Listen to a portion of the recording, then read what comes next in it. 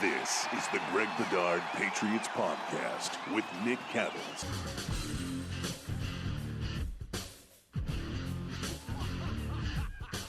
Everybody, welcome to the Greg Bedard Patriots Podcast.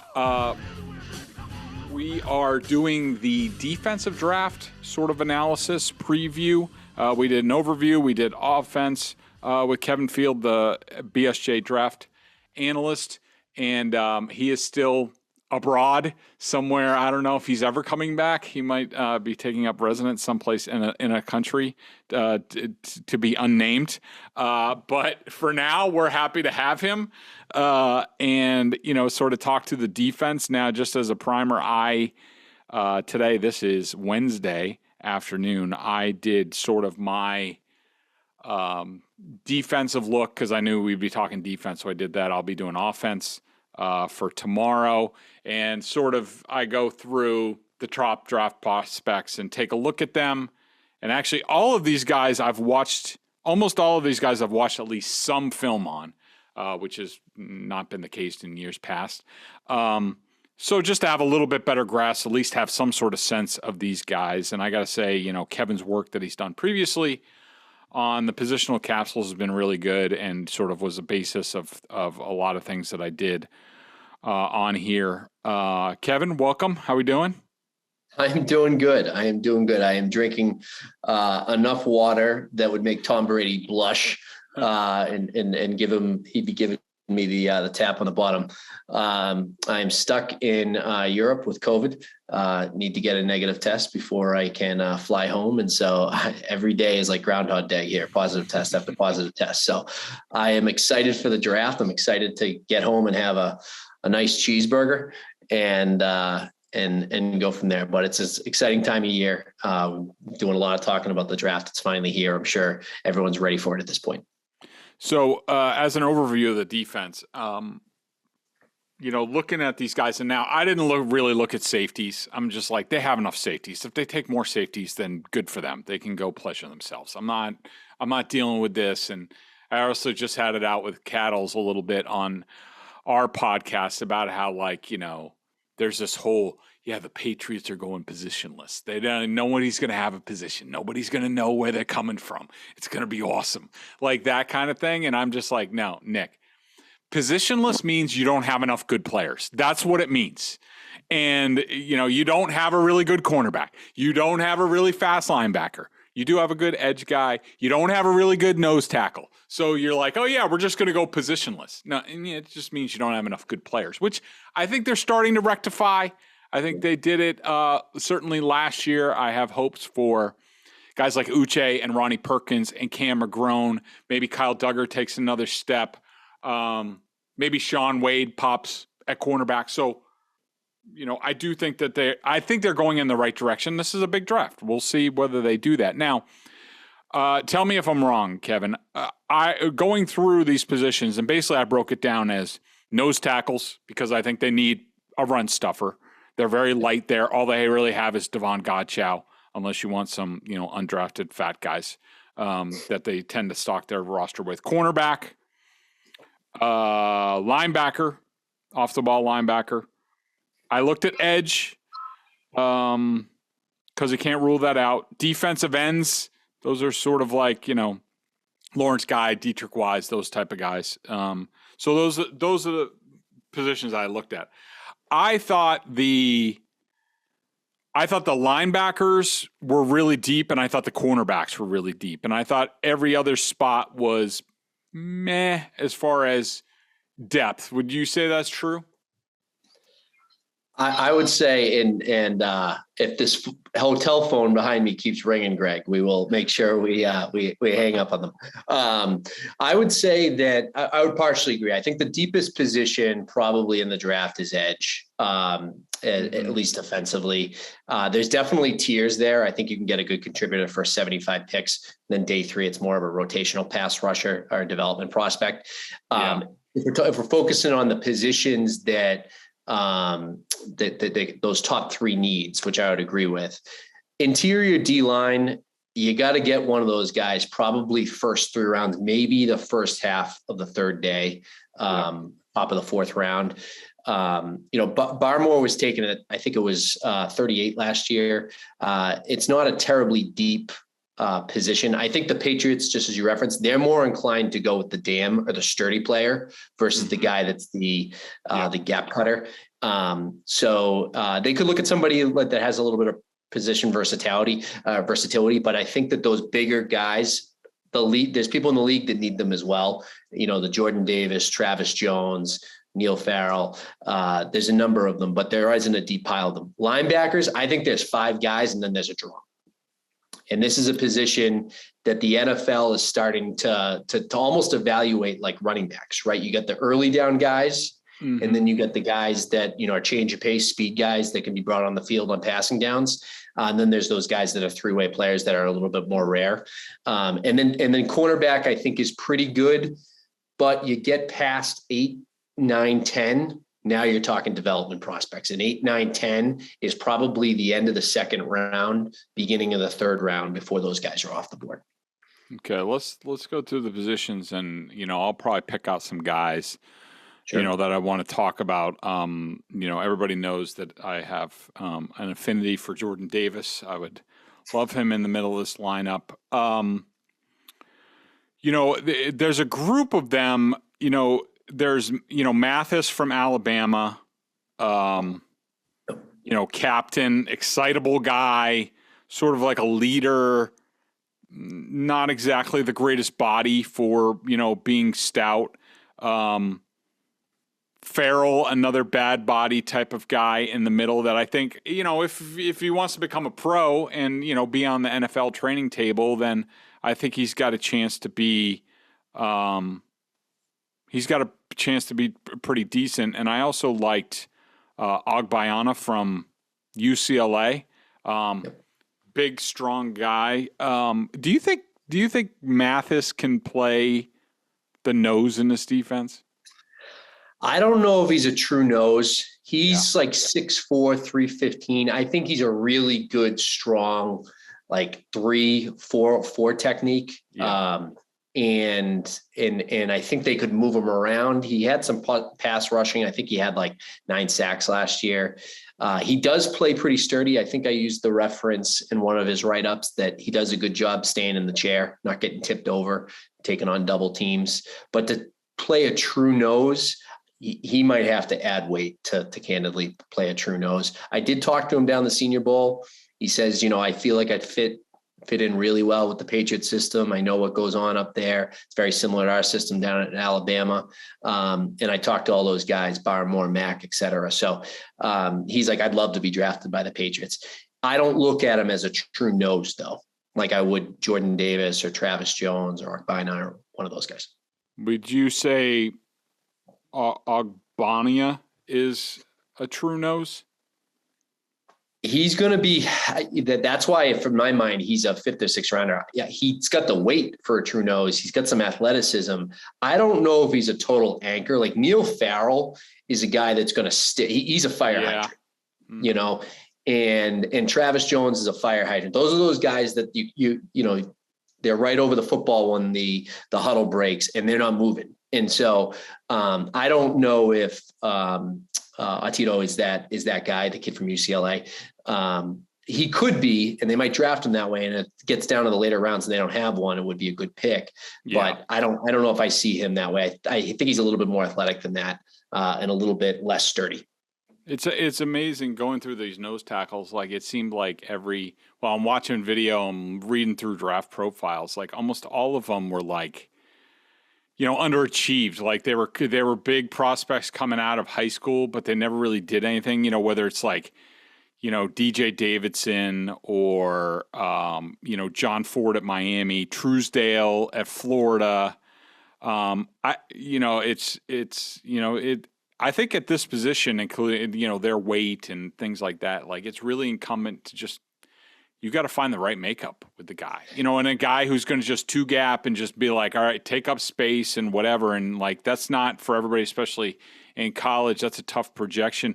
Did you take a look at the Noah Elliss kid from Idaho? He was pretty intriguing to me when I was watching him. I do like Noah Elliss. I like him better than McCall. The kid from Kentucky and some of the other ones that you start to get into that territory. I do think Elliss will actually chance he could get drafted. He was at Mississippi State. He transferred. His father played in the NFL for 10 years. He's a power and size guy. He's not going to offer much than that, but that's right. Part of what we're talking about is you're actually not asking for any more than that. That's what you're asking those guys to be. And some of the other guys, try to use their athleticism to go after the passer or get to the football. You're asking him to take up blocks. So, his brother, I think, played in the NFL for a couple of years as well. So he comes from a family that has some NFL talent. He's 6'4", like 350. So he is the body that would fit in the middle. And then some of these bigger guys, one of the things you got to worry about, and I don't know this necessarily with Elliss, but I do worry about this with some of the other guys, is once they get into the NFL and they start making some money, how does their body form, right? Does it get better because they're on the nutrition table, or does it go the other way? I get some of these guys mixed up, but was Farrell at the Senior Bowl? Farrell was at the Senior Bowl. Farrell was there was some guy, I think it was Farrell, who I was watching him and most of us don't think anything of it, but I remember sitting next to, at the time, John Dorsey, who was the Packers. I think he was assistant GM there under Ted Thompson, and we were just sitting in the end zone watching one-on-ones, one practice, and he asked me, I forget which prospect it was, and he was like, does this guy look like he has knock knees to you? And I hadn't really, thought about it, sort of inward facing knees or bending knees. And I was like, yeah, I think he does. And they ended up taking him off the board or something like that.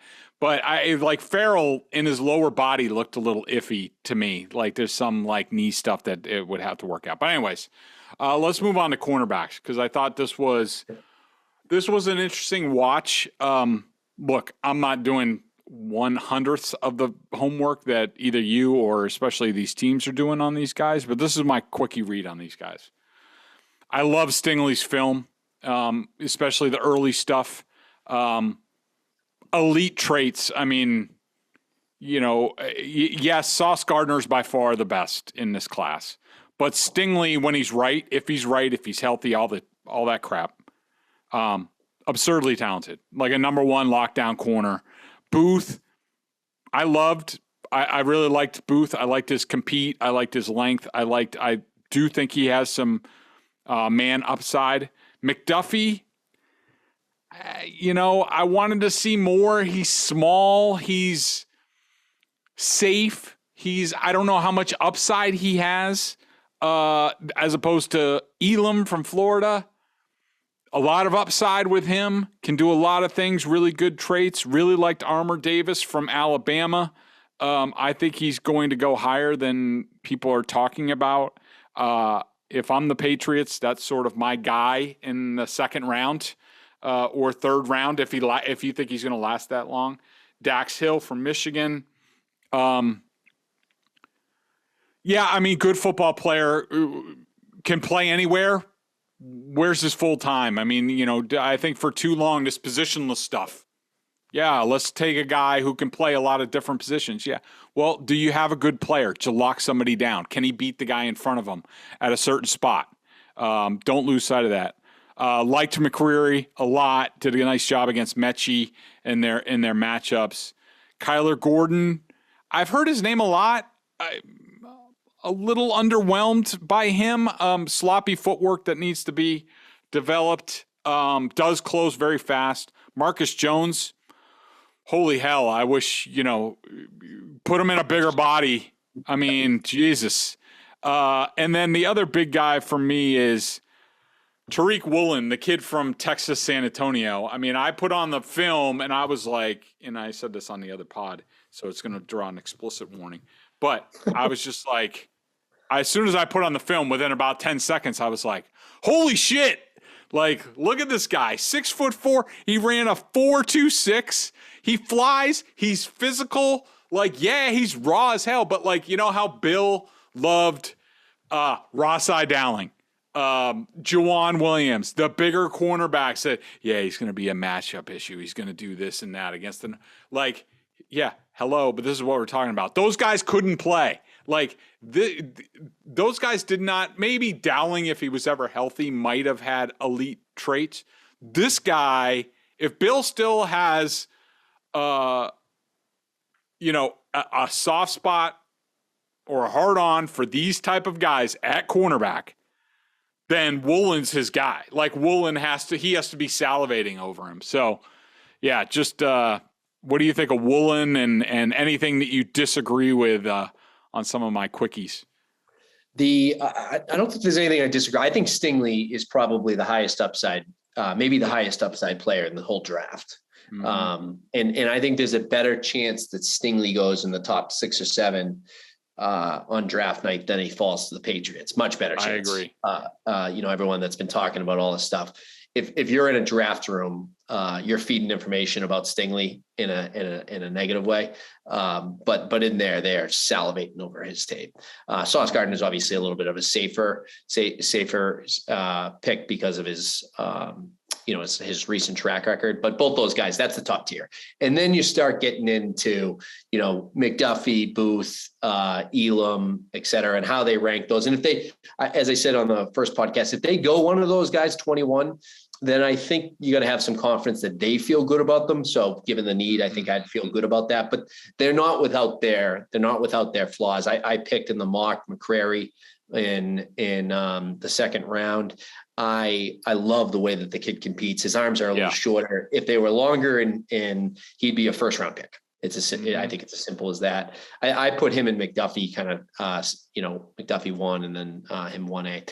Yeah, Tariq, former wide receiver. The kid's like almost 6'4", and like 205. He carries it well, being that tall. He is raw. Definitely is going to need some coaching and some refinement. They played a little bit of both, I think, down there at UTSA. At the Senior Bowl, he was good on jams. He was more fluid than I expected. To be, given that big body, like they're a little bit more gangly, and he was more fluid than I expected. The question's, do you see him as a man guy, or do you see him as, he's going to be, I think, definitely a good zone guy. It's going to be tougher to put the ball over his head, given his speed and his length. But I think he's going to need some time to develop. He's a traits guy. If you're picking him, it's because that speed, that body, and you believe you can coach him up. Other taller guys, given what you said, Greg, I would say to flag. Let's just tick down a couple of these. Joshua Williams, a kid from Fayetteville State. He's someone that I've called out. I tried watching film of that, but it seemed like I was watching Lincoln Sudbury high school tape, and I was like, I can't tell what the hell's going on this tape. Yeah, that's not a huge surprise there. Zion McCollum is another kid from Sam Houston State that's about 6'2", but there aren't a ton of tall corners. Then you get into guys like Jalen Watson from Washington State, who's more like 6'1". There's not a ton of guys this year that are like 6'2", 6'3", at the next tier below. Obviously, Sauce Gardner is a big kid as himself. Yeah. Moving over to linebacker. The more I watch of Devin Lloyd, the more I love him, and I think there's no chance he's getting to the Patriots, but I could be wrong. I hope he does. To me, and I don't care what the testing numbers say, and this was always the problem, with Jamie Collins, because I heard this in one of the comments, like one of the members is saying like, well, look at Jamie Collins' workout numbers compared to Devin Lloyd. Yeah, but the problem is that Jamie Collins, look, talented, made plays at times, just not a football player. Like, he just wasn't. He didn't have instincts. He never really developed instincts. He was sort of see, hit, I'll run, I'll get him. Okay. But wasn't a football player. And I mean that in the best way possible.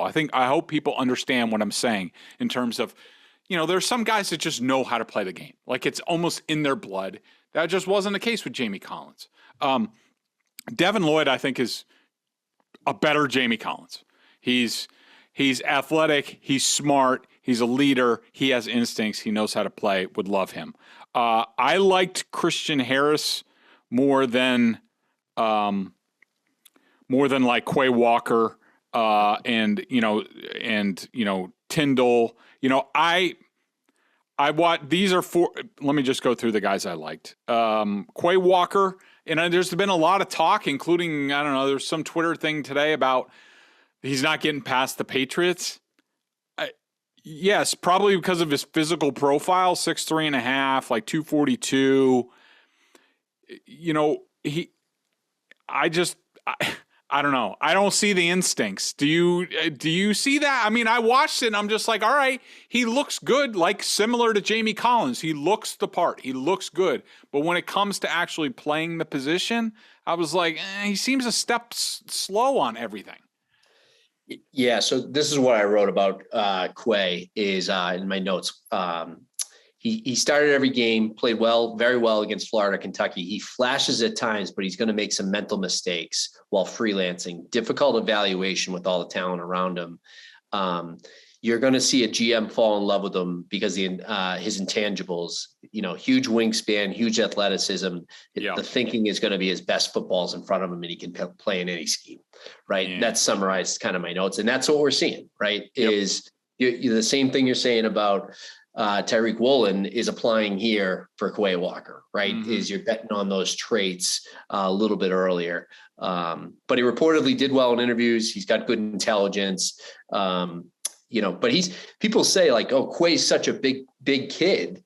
And then I heard in those comments, well, Devin Lloyd's not that big, or he's skinny and all that. Devin Lloyd's 4 or 5 pounds lighter and an inch shorter than Quay Walker, right? And he looks skinny, right? They both have the ability to put on some more NFL weight. So totally on board with your Devin Lloyd points. I would also add for the members, Kyle Whittingham, coach of Utah, said Devin Lloyd's watched more tape than any player he's ever had come through that program. Sounds good to me. And you could tell on the field. I mean, you can tell, like and people have heard me, talk about certain guys like, with the Patriots where I'm just like, I don't know how much film they're watching because they're not picking things up. Like that's how you don't think as much on the field. You just react because you see it and you do it. And whereas other guys who don't study as much, they need to take a couple of steps. All right, what's really going on here? But anyways, liked Muma, a fan. Not a whole lot of upside, but I think he's polished and he could play right away. Let's talk about Troy Andersen for a second. Oh, yeah. Because I don't know how much you wrote on him. I think you did mention him at some point as, I would consider him here. I mean, started at quarterback, running back, linebacker. Like he's 6'3.5", 243, ran a 4.42. Like, I don't know. I mean, I was excited watching him and like just thinking about Bill Belichick losing his mind over a guy like this. I was just like, why aren't we talking about this guy more? Yeah, I think so. So first off, a couple other things that people might not know about him. He won, state championship in 3 different sports in high school. One of the things the Patriots like in most of the big programs like Saban and these big college programs, they love kids to play multiple sports. I think that leads to competitiveness. He ran a 10.8 in high school in the 100. So the kid's fast, really fast. He's athletic. He's going to need some refinement. That's obviously a big jump from Montana State. He didn't look out of place. And not being full-time at the position. I mean, he's split time. I mean, I've seen some scout comments about like, I wish he had 4 years of playing like linebacker. If he did, he might be a first-round candidate. Totally. The challenge is he ran challenge if you're the Patriots. He ran a 4.42, right? Which put him on everybody's radar, right? And probably bumps him up around into probably the second round, where he was probably going to be a third, maybe fourth, because he wasn't necessarily ready. But man, those like athletic traits are rare, and the background's kind of rare in of itself too. So yeah, I like Troy. He's one of my top 5. I have him higher than the kid from Alabama, Christian Harris. I think I wouldn't be surprised if they kind of went in that direction. I think he's a good kid. That's the word from down there. He definitely has top end talent. I think he's more of a kid that you're banking on the best footballs in front of him. Like he had that. Talking about Harris or Andersen? I'm talking about Harris. About Harris. He doesn't like his speed is fast, but he doesn't always play that fast. I think his best fit's going to be in like a react defense that allows him to unlock that athleticism versus, high end, like play recognition. Like I didn't think he was great in coverage. I didn't think he was always great against run fits. Really athletic kid, really talented kid, comes from the program they like. So it wouldn't be a huge surprise if they picked him, but I don't have him higher than some of those, than Andersen, Muma, Quay Walker, etc. Picking up on the linebackers, Channing Tindall, freaking heat-seeking missile. Why didn't he start at Georgia? Was it just, the guys in front of him are just a little bit better? But I mean, yeah, depth. That program is incredibly deep, and they've had kids come through, year after year. So he's played a lot. He's played in a lot of games, but he hasn't been a starter. That I read something at one point that the players inside the program say like, "Hey, he's the guy you want in the dark alley," and you see him hit like that. He brings the wood. He's going to be. I think he's going to be a really, really good special teams player. Mm-hmm. But I don't know if I see him as he's not an immediate starter. You're not drafting him to be an immediate starter.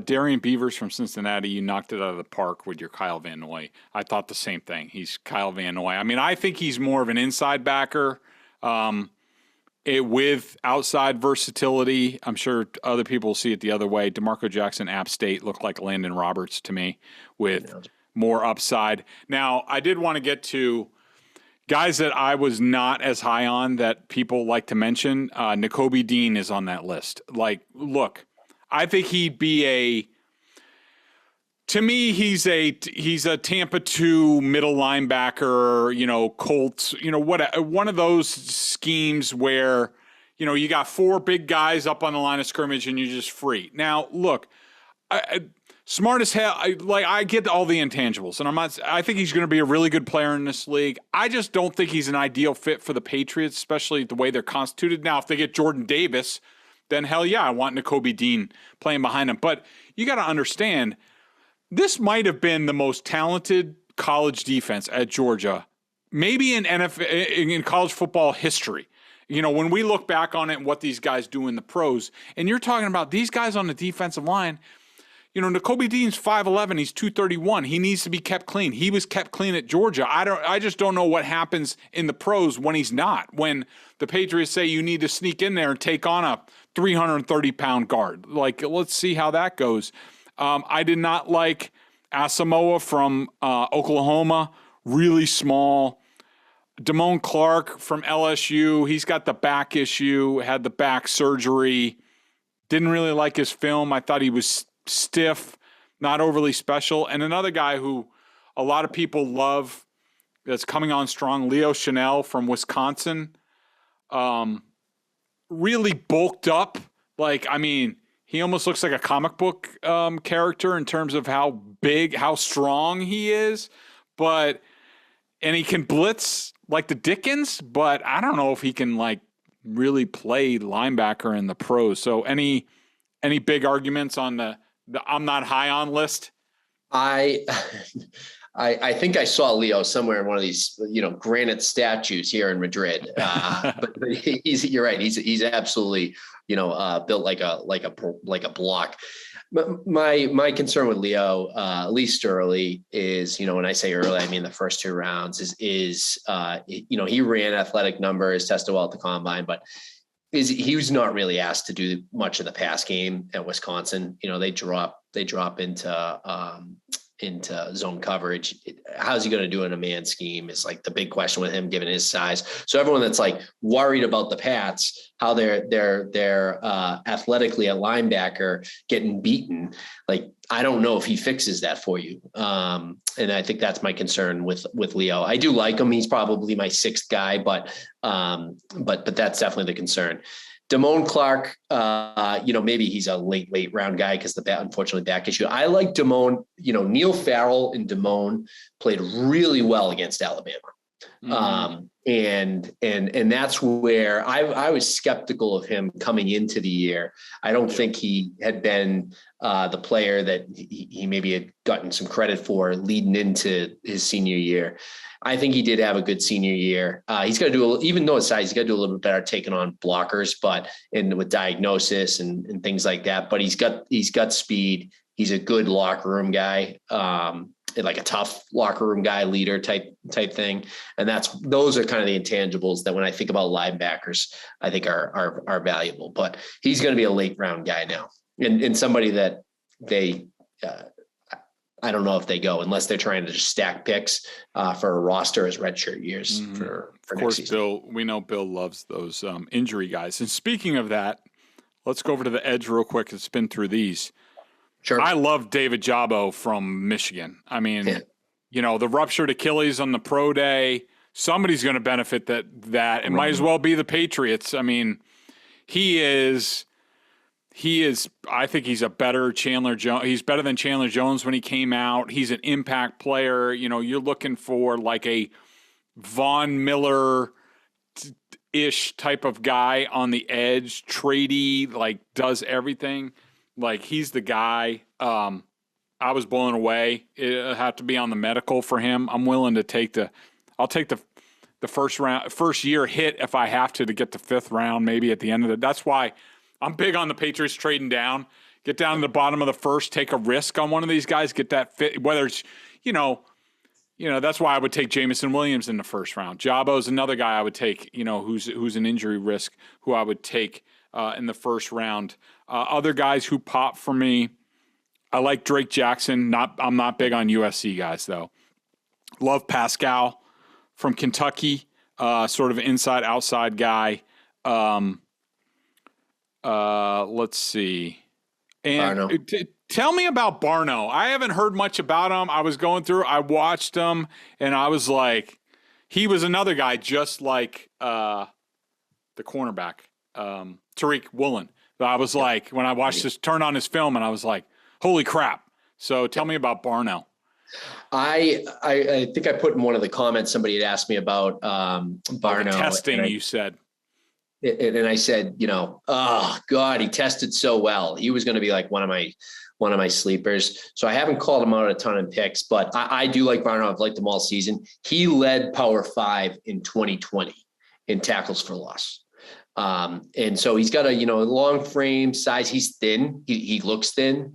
And so he's going to have to put on some weight if he's going to play on the edge, or he's got the speed, obviously, to play outside linebacker. But the fastest time in that position since Montez Sweat in the last 20 years, I think he actually was faster than Sweat. Mm-hmm. So he's got some, I think, huge upside. And if you're going later, you're picking guys that you either think can contribute right away in special teams and be good depth pieces, or guys that are going to be upside.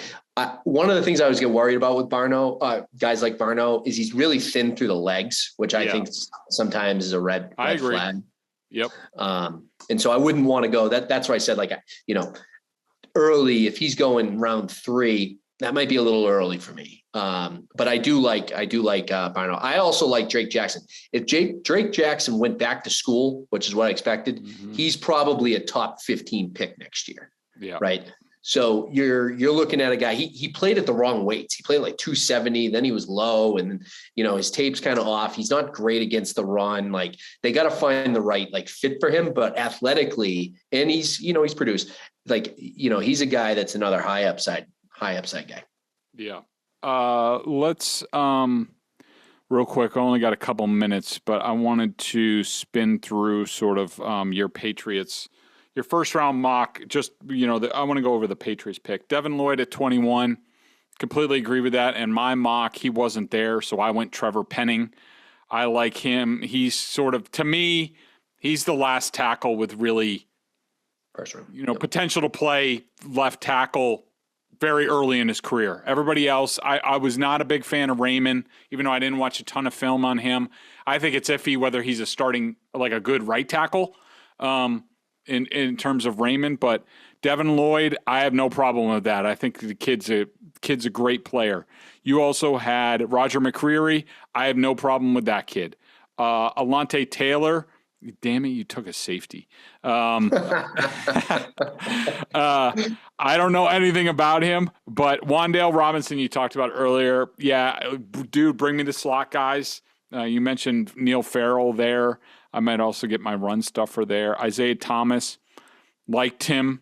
Wasn't over the moon for him, but good inside outside guy. You got my guy Ogbonnia. How do you pronounce his name? Ogbonnia. Yep. Ogbonnia from UCLA. He would be the nose tackle type of guy. I like him. You got Abram Smith from Baylor, running back. Sort of does a little bit of everything. And Chris Allen, outside linebacker from Alabama. He's a guy who broke his foot, was out the whole year. Completely agree with you. I think underrated sort of pick for them. You have offensive lineman Phidarian Lowe from Illinois. That's who's the coach there now? Brett Bielema. He's a Bielema guy. Another friend of Bill going after him. And then you have a bunch of free agents. Everybody, if you're not a subscriber over at BSJ, you got to go over and look at all this stuff that Kevin's done throughout the year. He's been knocking it out of the park. You'll be prepped for the draft from a Patriots perspective. I'm going to have thoughts on the offense, and I don't know whether I'm going to do. I'm not going to do a mock draft. I'll let yours stand. I hate freaking mock drafts. Get me out of draft season. Get me on a practice field so I can watch these guys. But I will have a column sort of on my thoughts, last minute thoughts on what I'm hearing about the Patriots and what I think they're going to do. Anything in closing there from the Spain Bureau of BSJ? No, I am. I'm excited for the draft. In my mind, it really kicks off, next season for them. It's when their roster starts to come into shape and how they're thinking about attacking next season. And I'm a Patriots fan, just like all the other listeners. And so I'm excited for kind of see what the team does and how that roster starts to shape up. We'll have comments on everybody that gets drafted. We got things kind of covered 360 here. So excited to see kind of how this weekend plays out. Yeah, we will have our traditional live blog where I'll be in there keeping people posted. We'll be in there offering our 2 cents. Kevin will be in there with me, so it's going to be great. It's part of the member experience over there, along with oh crap, we got to figure out. I totally forgot. We got to figure out whether you can do a chat or something, but I guess we got to see what your situation is, maybe on draft day or something like that. Yeah, definitely fluid. Thanks, Kevin. We will be in touch. Looking forward to this draft, and let's go for the draft, and let's move on to the 2022 season.